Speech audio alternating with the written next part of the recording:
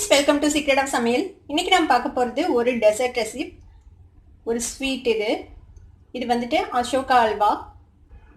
இந்த அசோகா அல்வா வந்து நீங்கள் ரொம்ப சீக்கிரமே செஞ்சிடலாம், ரொம்ப ரொம்ப ஈஸியாக செஞ்சிடலாம். இது இன்ஸ்டண்ட்டாக உங்களுக்கு உடனே ஒரு ஸ்வீட் சாப்பிடணும் அப்படின்னு தோணுச்சுன்னா நீங்கள் உடனே இந்த ஹல்வா செஞ்சிடலாம். ரொம்ப ரொம்ப டேஸ்டியாக இருக்கும், கிட்டத்தட்ட ஒரு பாதாம் அல்வா மாதிரி. சரி வாங்க, இந்த அசோகா அல்வா எப்படி செய்யலாம் அப்படின்னு பார்க்கலாம். அசோகா அல்வாக்கு வந்துட்டு இன்க்ரீடியன்ஸ் வந்து ரொம்ப ரொம்ப சிம்பிள். இது ரொம்ப ஈஸியாக செஞ்சிடலாம். இந்த ஹல்வா சீக்கிரமே ரெடி ஆகிடும். இதுக்கு என்னென்ன தேவை அப்படின்னு பார்க்கலாம். ஃபர்ஸ்ட்டு இதுக்கு வந்துட்டு ஒரு 1/2 கப் அளவுக்கு பாசிப்பருப்பு எடுத்துருக்கிறேன் நான். இது வந்து கோதுமை மாவு வந்துட்டு ஒரு 2 டேபிள் ஸ்பூன் அளவுக்கு எடுத்துருக்கிறேன். நம்ம கோதுமை மாவு ஆட் பண்ணோம்னா தான் அந்த ஹல்வாவோட டெக்ஸ்டர் கிடைக்கும் உங்களுக்கு. அதனால நம்ம கோதுமை மாவு 2 டேபிள் ஸ்பூன் அளவுக்கு எடுத்துருக்கிறோம். இது வந்து முந்திரி பாதாம் பருப்பு ரெண்டும் சாப் பண்ணி வச்சுருக்கேன் தேவையான அளவு. இது வந்து ஏலக்காய் பொடி. 1/2 கப் பாசிப்பருப்பு எடுத்தீங்கன்னா 1/4 கப் அளவுக்கு நெய் தேவைப்படும். 1/4 கப் நெய் எடுத்திருக்கேன். 1/2 கப் பாசிப்பருப்பு எடுத்திருக்கிறோம். அதுக்கு வந்து 1/2 கப் அளவுக்கு சுகர் வந்து சரியா இருக்கும். இந்த அல்வாக்கு 1/2 கப் சர்க்கரை எடுத்துருக்கிறேன். இது வந்து கொஞ்சம் மைல்டா தான் இருக்கும். உங்களுக்கு நல்ல இனிப்பா வேணும் அப்படின்னு நினைச்சீங்கன்னா இன்னும் கொஞ்சம் சுகர் சேர்த்து போட்டுக்கோங்க, உங்க டேஸ்ட்டுக்கு தகுந்தபடி. ஒரு கடாய் அடுப்புல வச்சிருக்கேன். இதுல வந்து நம்ம இந்த பாசிப்பருப்பை லேசா வறுத்துக்க போறோம். இந்த நிறம் வராம வறுத்துக்கலாம். லைட்டா லேசா மனம் வரணும், அந்த அளவுக்கு இதை வறுத்துக்கலாம்.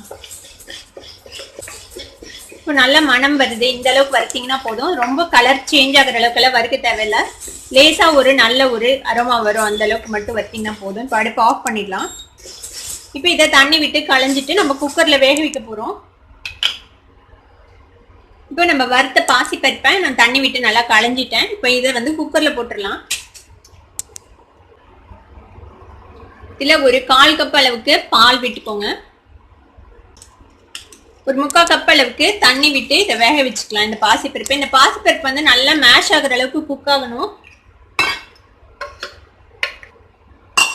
இதை ஒரு 4 விசில் விட்டு நம்ம எடுத்துக்கலாம். அது நல்லா மேஷியா குக் ஆகணும், அது வரைக்கும் இது நல்லா வேக வச்சு எடுத்துக்கலாம்.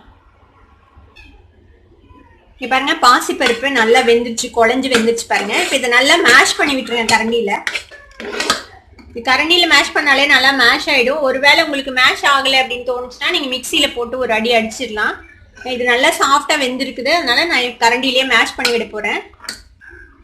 நல்லா பேஸ்ட் மாதிரி பண்ணிட்டோம் நம்ம. இப்போ அடுத்த ப்ரொசீஜர் என்ன அப்படின்னு பார்க்கலாம்.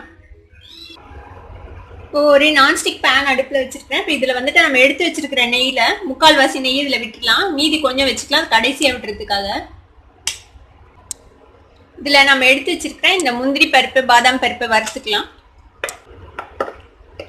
முந்திரியும் பாதாமும் வறுப்பட்டுச்சு. இப்போ இதுல நம்ம எடுத்து வச்சிருக்கிறேன் இந்த கோதுமை மாவு சேர்த்திக்கலாம்.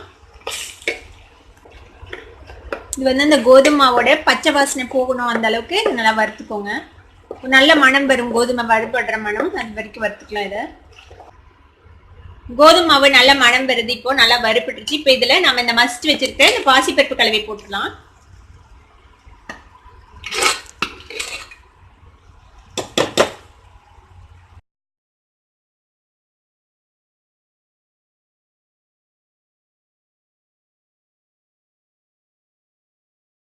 இந்த அசோகா அல்வா வந்து நார்மலா ஒரு ரெட் கலர்ல இருக்கும்.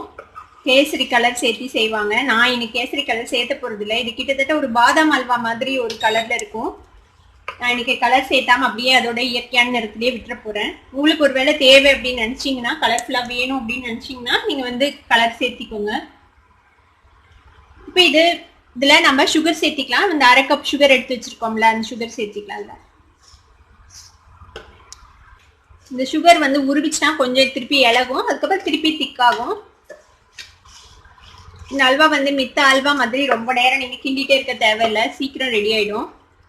நான் பாசிப்பருப்பு ஆல்ரெடி வெந்துருச்சு, அதனால இது குயிக்காவே ரெடி ஆயிடும்.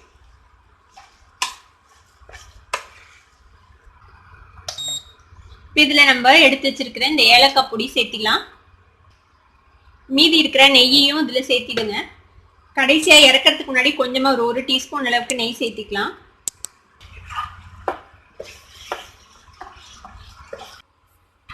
ஒரு 5 நிமிஷம் பக்கமா நம்ம கிளறி இருக்கோம். இப்போ அல்வா ரெடி ஆயிடுச்சு கிட்டத்தட்ட. இப்போ இதுக்கு மேல இன்னும் 1 டீஸ்பூன் அளவுக்கு நெய் விட்டுக்கலாம்.